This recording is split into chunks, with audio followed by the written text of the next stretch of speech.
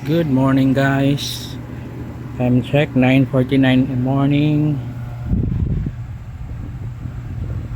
Harvest update tayo mga boss. Malakas ngayon no. 33 13 4 4.6 32.9. Pero ang focus natin ngayon mga boss is ito. Di-discuss natin ano ba tong step up or tinatawag na MPPT SEC na step up. Ito pala is yung LJ natin na 200 watts is step up. 200 watts lang siya mga boss na MPPT SEC. So pwede siya sa mga solar panels na 200 watts or below. Ito yung gagamitin, step up siya na MPPT SEC para mag-charge ng 24 volts battery hanggang 85 volts battery. So step up siya mga boss, diba? Kasi kadalasan yung mga MPPT SEC natin step down. So kung kunyari pag step down kasi like ito ang working voltage na is 15 ang detect.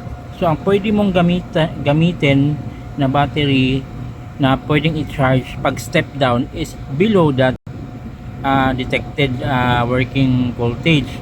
So kung 15.5 yan, pwede kang mag-charge ng 12 volts battery na 14.6 volts yung charging voltage, di ba? So pwede. So since itong gamit natin is step up at ang solar panel na ginamit natin dito is 160 watts.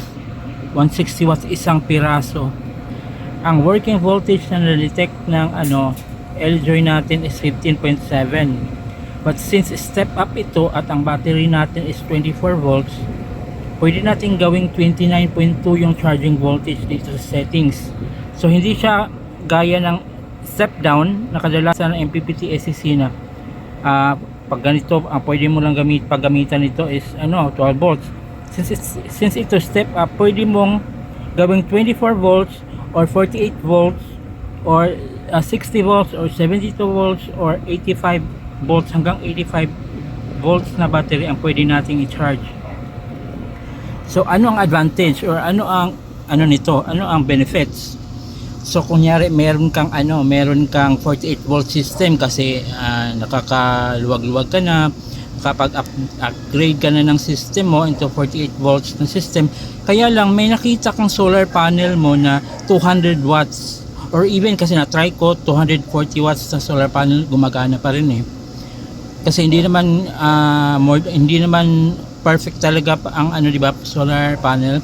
Pag 240 watts siguro ang niyan most of the time nasa lang yan 180 190 ganyan. So pwede. At ito kaya niya based on my personal experience sa 240 watts umaabot siya ng 210 215 watts. Okay pa rin, gumagana siya. Pero pag mag 220 yata parang napansin ko parang nag-error siya, parang i-stop siya temporarily or hinahalt na yung charging.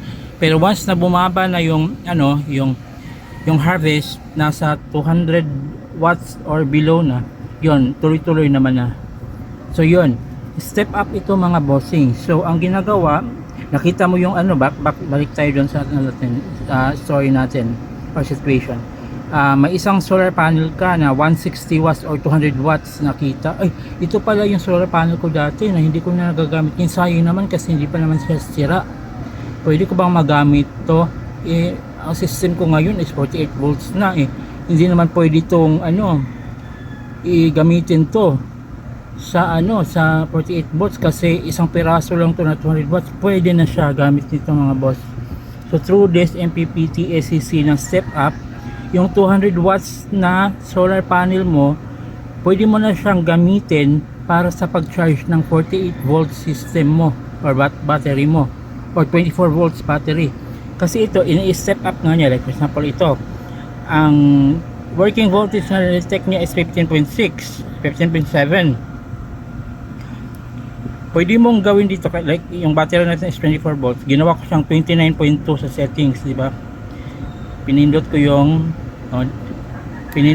ganyan, 29.2. Pag okay kung ganyan, 29.2 yung gagamitin niya na charging voltage. So parang iaakyat niya tong working voltage mo into your charging voltage na nilagay mo sa settings. Kaya lang itong na-detect ngayon is ang battery to ang voltage, present current voltage ng battery mo habang nagsa-charge siya ngayon. Pero ang ginagamit talaga na charging voltage na is 29.2 kasi LiPo 4 yung battery natin. So yan, from maliit na working voltage, inaakyat niya kasi step up siya. So napapakinabangan natin yung ating maliit na solar panel na 200 watts. So ito, like for example, itong sa akin, 24 volts yung battery natin, 160 watts na solar panel ang nakasaksak nito, isang piraso. So 15.1, ginagawa niyang 29.2 sa output. Ang input is 15.5, ang output 29.2 yung nilagay natin sa settings. So ito yung ang nakikita natin ngayon is ang current voltage ng battery.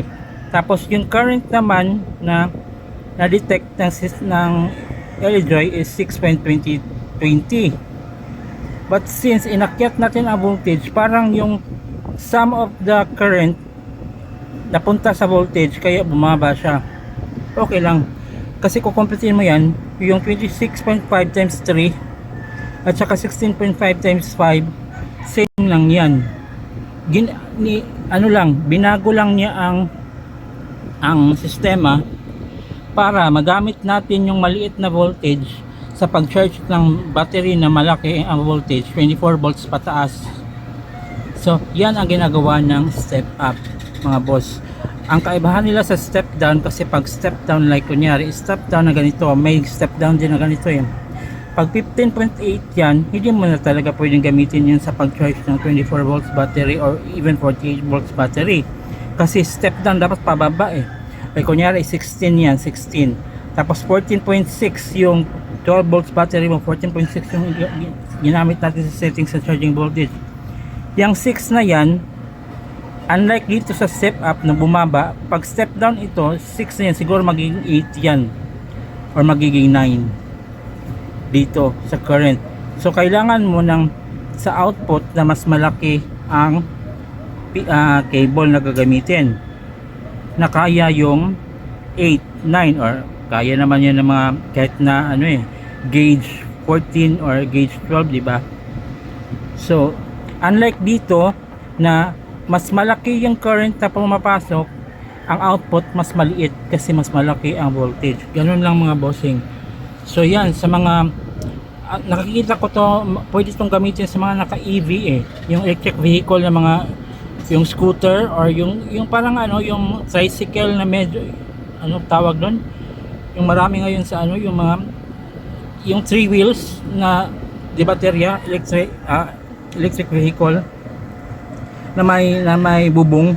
So sa bubong niya, medyo maliit yung bubong, so pwede mo sagarang lagyan ng isang 200 watts panel or 160 watts panel or 180 watts panel, diba? Kung yung kasya sa bubong. So maglalagay din ako dyan sa baba or sa showcase natin or kung saan ko to ipopost ng video na to, na mga tingin ko kasya na mga solar panels na babagay dito. At syempre itong MPPT ACC natin na step up, ilagay ko din dyan kung saan ko to nabili ng brand new sealed, mga boss. Ilagay ko dyan sa baba, check nyo na lang sa mga nangangailangan nito, yung may mga EV, yung may mga sasakyan, or kung sa bahay ganito meron ka yung 24 volts battery or 48 volts battery, ito yung gamitin natin. Kasi isang panel lang meron tayo, kaysa naman step down ang bibili pa tayo ng isa pang panel para mas tumaas yung voltage na working voltage at kaya lang mag-charge ng 24 volts. Ganon. At walang pang 48 volts na ganito, mga boss. Pang 24 volts lang step down. So kung 48 volts yung battery mo or 72 volts yung mga EV, mga 60 volts, ito yung gagamitin natin. So yan mga boss, in-explain ko lang sa inyo kung ano yung benefits, advantage ng step up MPPT ACC. At based on my personal research, itong LEDjoy pa lang na to ang alam kong mas magandang brand na nakita ko na okay talaga. Meron ding 400 watts na version ito at saka 800 watts na version. So lagay ko din dyan sa baba ang link kung saan pwedeng mabili yung 400 kung mas need nyo ng 400 watts or yung 800 watts. So yan mga bossing, thank you for watching our videos. Paki-like and share, subscribe, follow, at God bless everyone. Have a great day. Ingat. Thank you. Ellie Joy, MPPT ACC Step Up. Bili na.